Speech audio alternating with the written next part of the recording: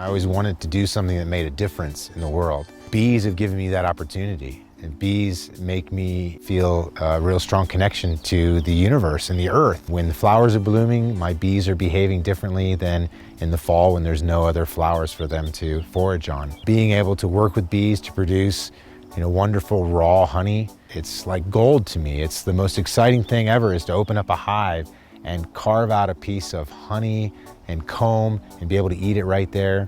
It tastes like summer. It tastes like fresh flower smell. People have been using honey for thousands of years as a first aid kit in a jar. Topically, on our bodies, internally, on our eyes, for our mouths, for ailments. And then enter hemp, another superfood. Industrial hemp with its different cannabinoids, CBD, CBN, CBC, and those components combined with honey just brings the healing components of our honey to another level. For me, to be able to produce a product that people can consume and use for themselves or pets, and then to respond in such a positive way, is very rewarding to me personally.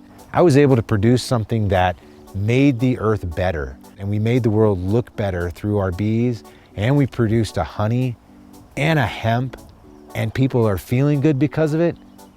This is the most wonderful thing in the world.